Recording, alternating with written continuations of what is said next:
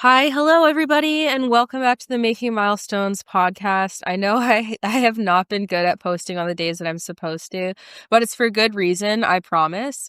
I have some really exciting projects in the works, one of which I'm going to be able to share with you all on February 12th, and that we've already started advertising. And that project is actually going to be like a sister podcast to Making Milestones. The new podcast is called Main Character Energy, spelt like Maine, as in a horse's name. So it's still going to have the horse girl ring and narrative to it. It's a podcast with me and one of my really good friends, Danny Weeks. And she's also a horse girl, but it's going to be taking a spin on navigating the world as a horse person with more of a emphasis on real world interactions such as dating, interpersonal relationships, work, navigating the horse girl stereotype, dealing with toxic barn environments, and everything in between. It's going to be more of a lifestyle podcast and less heavy on the informational front as this podcast might be. And it'll be more conversational because there's going to always be a co-host. And we're also planning on doing listener stories and more. It's going to just be a lot more nuanced and broad spectrum in terms of what we discuss than what I discuss on the Making Milestones podcast. So I'm really excited about it. I think it'll also be pretty funny. We've already recorded a few episodes, and I personally think they're quite funny. Obviously, I'll leave that up to all of you to decide. But if you want to check out the pages for the podcast to stay tuned for the official announcement when the first episode comes out, please check out Main Character Energy Pod on Instagram and TikTok, and Main Character Energy Podcast on Facebook.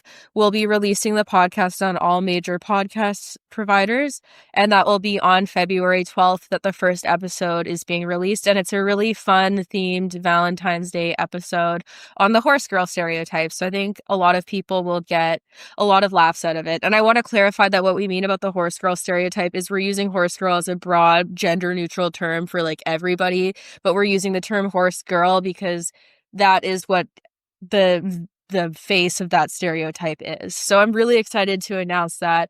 And I'm so excited for you all to hear it because we'll just be able to share more things that wouldn't really fit the niche of this podcast.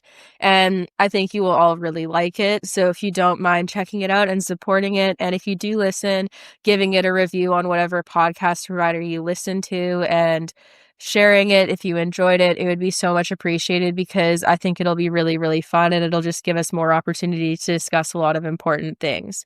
Now, today's episode is going to be kind of a mini episode because I don't have as much time to record, but I wanted to discuss some of the unfair expectations we have in horse training and with animals in general, following some recent interactions that I've had online with horse people. There is a video that I recently responded to on my Instagram account of an equine chiropractor and his reaction to a horse biting him. In this video, there's a ton of warnings before the horse bites him, where the horse is very, very uncomfortable, and the man keeps approaching the horse, and the horse continues to make a very, very uncomfortable face, and then the horse eventually gives him like a little nip. And I want to clarify in saying a little nip in that this was not a bite with the intention to hurt. If the horse was going in more aggressively, he would have done more of an open mouth bite and gotten a lot more skin, but it was just a nip that grabbed like a little bit of the man's clothing and perhaps a little bit of skin. So as far as bites go, it was still an attempt to de-escalate the situation without being as overt in the no response. And the man proceeds to react by hitting the horse with the rope and repeatedly backing the horse up multiple steps. And then he turns the horse around and leads it back to where the camera is, at which point the horse follows him and isn't even close enough to bite if it tried. And it's also not showing signs that it's about to bite. And then he immediately turns around and chases the horse backwards again.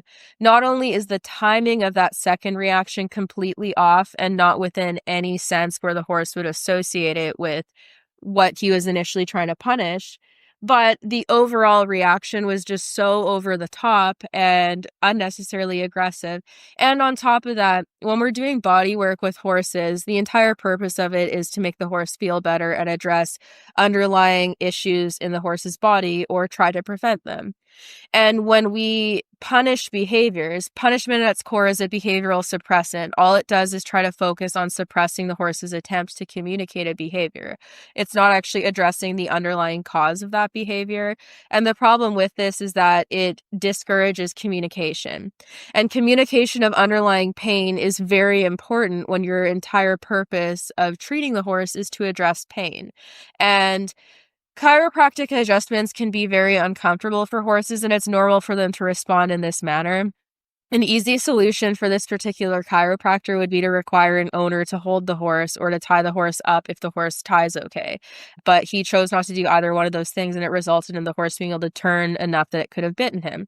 Another easy solution would have been heeding the warnings of the horse's body language and pausing and not continuing to approach, because that pause would have been enough to let the horse start to let down from that stress and that anticipation of an uncomfortable adjustment. And it would have given him enough time that there likely would have been far less of an escalation on the part of the horse. But that aside, the topic that I wanted to discuss today is the unrealistic expectations we have for animals, where we essentially expect to be able to do whatever we want to horses and with horses without them responding negatively.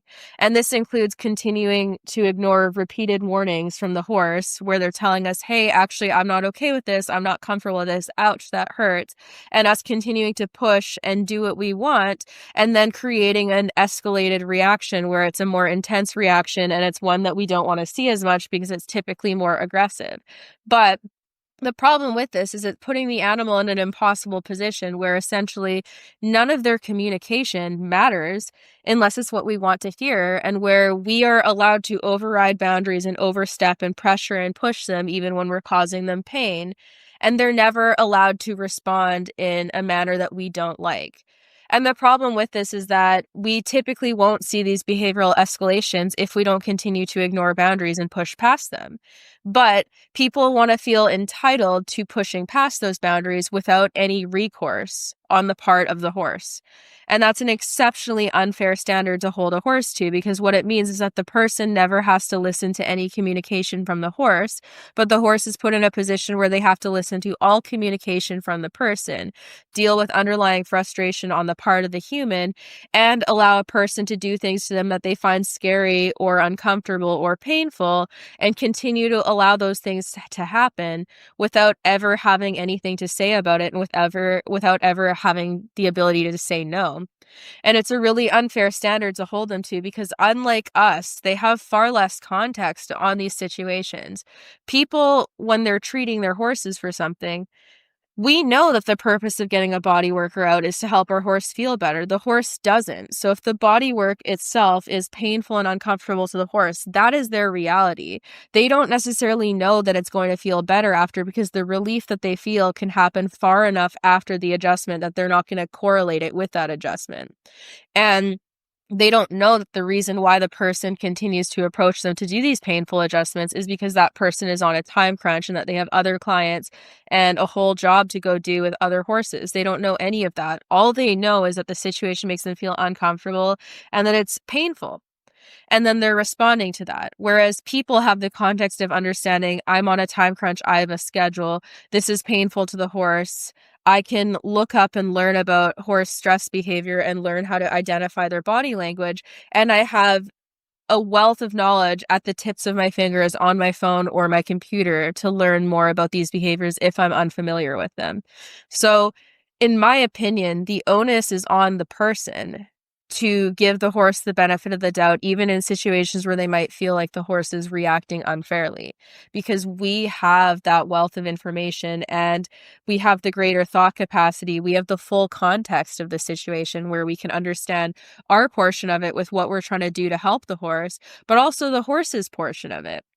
And that gives us a really important responsibility where we have to advocate for the horse and also be understanding and not make these situations all about us and how it inconveniences us. And honestly, perhaps more concerning then this man's reaction is people's reaction in defending him, where they're essentially asserting that anyone who saw a problem with his reaction is being dramatic, or that they're soft, or that they must have poorly behaved horses. And people were saying biting is never acceptable. What if this horse is around a child? They need to be safe. It's never okay to bite, blah, blah, blah, blah, blah. But they're missing the entire point that this horse wouldn't have felt a need to bite if it wasn't pushed into this situation. And why is biting never okay? Because on the flip side, if you have your horse in a situation where they're in a life or death situation, they're being mauled by a cougar or something, would you rather have your horse give up and let this creature maul them to death, or would you rather have them fight back when they feel like their life is in danger? I'm guessing to anyone who loves their horse, when I ask that question, you're probably saying, of course, I want my horse to fight back so they're not an easy prey for a predator. But how is your horse supposed to differentiate between an actual predator that's intending to eat them and a person who makes them feel that same way? They can't.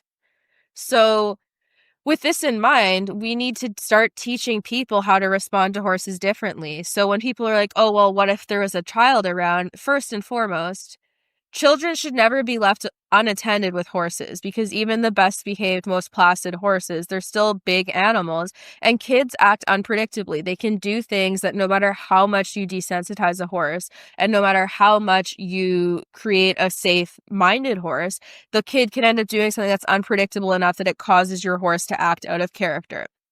So children should always be monitored around horses. And for their own safety, what we should be teaching them is about horse behavior and to learn how to listen to warning signals from the horse and take a pause and take a step back, because then they're not going to put themselves in a situation where they end up pushing a horse to a point of responding this way. And when I say things like this, I often am met with the response where people are like, oh, so we should just let horses do whatever they want and they don't need to have manners. No, that is not what I'm saying. Horses can learn how to tolerate things if we teach them, but in the effort of teaching them, it involves patience on our part and taking pause and starting to find ways to teach the horse the context of the situation and to make them more comfortable so that they become more resilient and able to cope. If you never have that patience and you start to let yourself get comfortable with always pressuring a horse and forcing them to do things and never considering their comfort zone in that moment, then you do create horses who end up having less patience and end up hitting a point where they react suddenly with more dangerous behaviors because you've trigger stacked them. So in order to build resilience, there needs to be patience on the part of the person. You can't just expect a horse to respond well to a situation without knowing why they're being asked to do something and without any patience on the part of the person. And on top of this, with professionals in particular who are doing like body work and stuff to help the physical being that is the horse, it is counterintuitive to behave in a way that tenses the horse up and stresses them and makes them nervous of your touch, because you're not going to be able to do as corrective adjustments because the horse is flinching and tensing up at your touch instead of being loose and calm. And already this can be something that happens if the adjustments are painful because they're anticipating a pain response. And that can happen regardless. But if you make the horse afraid of you, your approach alone is enough to scare them. So it's really important that we start to reframe our thinking, because we're not entitled to the space of an animal 24/7. We're not entitled to their obedience 24/7. There has to be a point where we look at it and we go, we need to earn this animal's trust. We need to earn their obedience. We need to earn their desire to allow us into their space instead of feeling like we can just walk into it and do whatever we want because we haven't earned it. And personal space and boundaries apply to animals too. Just because we have this sense of ownership over them does not mean that they suddenly should lose all autonomy, because autonomy is important. Autonomy is reinforcing, and autonomy is crucial to overall well-being and welfare. So when we're trying to train horses in a more ethical manner, a huge part of that is going to be being more patient and understanding and taking yourself out of the lens of your own perspective and what you want to do with the horse, and putting yourself in the horse's shoes and considering if there's a language barrier and you don't know what's happening to you and all you know is that it feels uncomfortable and that you feel trapped and unsafe, how would you feel in that situation? Because the horse doesn't have any other context. And it's our job to teach them through conditioning and repetition that, hey, this isn't so bad. Hey, like this might be minorly uncomfortable, but my owner has my back and I'm learning to understand the patterns of this process so that I can feel more okay with it. And if we can't do that, then we haven't really earned the right to have an animal or train an animal, because there's this sense of entitlement. And a lot of these people who respond in this way, they have this sense of injustice on the part of like they feel like there's been an injustice towards them with how the horse has responded, even though they've done the horse an injustice by refusing to listen to their behavioral response. And it's really that simple. We really need to just reflect on ourselves more and stop feeling so entitled to controlling an animal to the point where we feel like we have the right to do whatever we want to them whenever we want without conditioning or preparing them for it, without ever even taking so much as a pause to consider their current emotional state and give them a moment to regulate. We're not entitled to doing any of that. And people who lack that patience really aren't in a position where they should be having animals, because it does require patience. And in order to handle them in an ethical manner, it can't always be around us. And as far as I'm concerned, a lot of these reactions come from a place of massive ego. When the horse responds in this way, the ego is wounded and then the person is reacting out of frustration and anger, which honestly has no place in training, because the horse isn't responding with their ego. They're responding with a discomfort response and a fear response, and they're trying to keep themselves safer with how they respond. And the person has failed them in that moment by not using their big human brain to look out for the horse. So basically, like what I would encourage people to consider in training is like, as soon as you start to feel yourself getting frustrated, regardless of the situation, try to take a step back and be like, okay, like I can feel myself getting elevated. This isn't good. How do I want to show up for my horse in this moment? And how damaging to my horse is my frustration going to be if I can't get it under control? Because training will always negatively be impacted when we start to have that angry emotional response to frustration. It doesn't allow us to think as clearly, and we're more likely to respond with impatience. Whereas if you can take a deep breath and regulate yourself and just be patient, the horse also in turn tends to be less elevated and they tend to have an easier time regulating as a result. But if we cannot do that and we can't take that time to be like, okay, I feel myself getting triggered and elevate ourselves, then the horse is going to be feeding off of our subsequent reaction along with our emotional state. And it makes it more likely in the future that they're going to read certain body language tells and know when you're in a bad emotional state and respond accordingly. It actually makes horses more difficult to handle over the long run and makes them more unpredictable, because all you're doing is suppressing their attempts to communicate. So in this video that I'm referencing, what this man succeeded in is making this horse more of a problem in the future, or creating a really tense and shut down horse who's going to be terrified of him and their response will be gagged. But then now you're working on a tense horse who probably isn't going to see as much success with the body work because of that.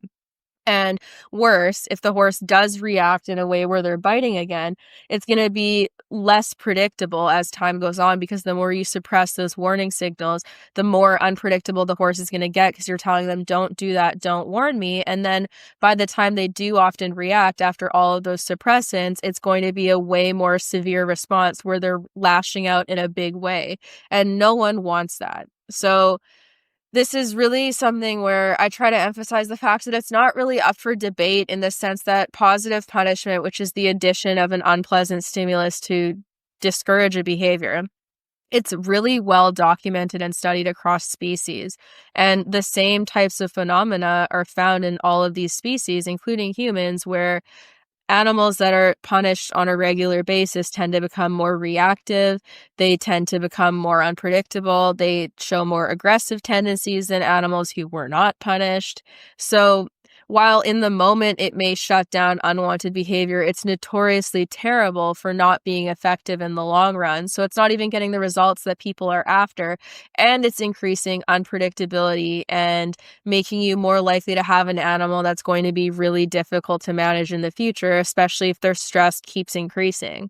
And it also damages your relationship with them. So that's also another big thing. If you want them to be trusting of people and trust that you're looking out for them and trying to keep them safe, you don't want to break that trust by scaring them and making them feel trapped, especially with a flight animal. It's so counterintuitive because they're already naturally fearful animals. So giving them more reasons to feel scared isn't going to get you ahead in training. So it's really about reframing our thinking, because I think that this punishing mindset and this mindset of like ego and injustice when a creature doesn't respond the way that we want them to is so ingrained in humans, where we feel like because we're the top of the food chain and because we have so much control over the world that we're entitled to a certain response from a creature even when we haven't earned that response. And even when we're doing things that are painful or scary to them. And it's not that you can't teach them to be more resilient to that discomfort, because you absolutely can. But you have to work your way up to that, and you're going to rob them of feelings of safety and comfort and being able to self-regulate quicker if you continue to just bulldoze their boundaries without any regard for their emotional state. And unfortunately, that is so normalized in horse training to the point where it does create a lot of problems. Like I've said this before in other podcasts, that I firmly believe that a huge portion of injuries and fatalities we see for both people and horses would be completely avoidable if we trained horses in a lower stress way, and if we listened to boundaries, and if we checked in with them more, and if we took a pause. It's not even to say that you can't keep trying to alter a behavior, but like just take a pause and take a break, and don't just continue at them and just continue trying to fight with them. Like just pause for a moment, take a deep breath, and give them a chance to settle and process the situation. If we just did that, I think a lot of escalation in horse behavior that ends up resulting in dangerous injury could be completely avoided. But people are notoriously terrible for being patient. And it's extremely unfair when you factor in the fact that we expect horses to have patience and this ability to be more emotionally stable and more obedient and more patient than people even are. Like the people training them don't have the capacity of these traits that they're asking the horse to have for them. And it's just an unbelievable standard to hold them to, because the person lacks the traits that they're asking their horse to have. And how are you supposed to effectively train those behaviors if you cannot even possess them yourself? Not even marginally, because patience is like a huge one. So many horse people lack patience. And if they had just a little bit more, they could avoid an awful lot of problems, but they have such a hard time managing their emotions and trying to remain patient in situations that things spiral out of control quite a lot. And as someone who used to use a lot of punishment in training, and that's how I was taught originally to deter unwanted behavior, I can speak for the fact that it never really made the behavior go away. It might suppress it in the moment, but it never really solved it, because I was always having to repeatedly do these things. It never really fixed the problem. What did fix the problem is addressing the underlying cause behind the behavior, so that the horse doesn't feel the need to lash out in such a big way. And when you perpetually ignore their communication, you make them feel unheard, you're just creating a scenario where they're more likely to be explosive in their communication, because then you're piling on the stress that they're feeling over an extended period of time. And then when they finally can't take it anymore, you get a much bigger reaction. So it's more dangerous for everyone involved. And if people were to take that pause, what they would find is that they get a more responsive horse who tends to be easier to deal with. And it's really that simple. It's hard to get yourself out of that entrenched mindset where you feel entitled to obedience and where you've been taught to handle things in that way. But once you can, it's a really powerful shift, and it'll shift the way you see the entire world. So I encourage everyone to reflect on that. And it starts with just noticing when you find yourself getting into the mindset where you're more likely to respond in a not productive manner. And the more you start to notice that, the easier it is to avoid. Because if you've been taught to do something a certain way, it definitely can take practice for the changes to actually set and make a big difference. So anyways, this is a mini episode. So that's just what I wanted to talk about. Thank you everyone for tuning in, and stay tuned for some really neat episode ideas that I'll have coming on here. And definitely don't forget to check out the Main Character Energy podcast, because I really think that you guys will like it, and definitely let me know what you think. It'll be a much more interactive podcast with the fans, with like stories and whatnot shared. And if you want comedic relief and something that's a little lower key, that's definitely the place to go. So please check it out. I'm super excited about it. And thank you for listening. Thank you so much for tuning into the Making Milestones podcast this week. If you are interested in ways that you can help support the podcast, it would be greatly appreciated if you would leave a review wherever you listen to podcasts. Reviews help to promote the podcast in the algorithm, allowing me to connect with new listeners, and it is so greatly appreciated. Some other ways you can help to support the podcast include subscribing to my Patreon channel, where you can subscribe for as little as $1 a month and access monthly Q&As, behind-the-scenes content, training help, and more. Every subscription helps, and they help to offset any costs associated with the podcast, allowing me to keep most of these episodes ad-free. I also have an online store where I sell equestrian athletic apparel, graphic t-shirt and hoodie designs, horse bridles, both bitted and bitless, and you can check that out in the podcast description as well. Lastly, I have my main website where I have a bunch of webinars with different types of training topics, and where I also offer online training consultations if you want a one-on-one appointment with me. All of this helps me continue doing what I'm doing, and your support is so appreciated.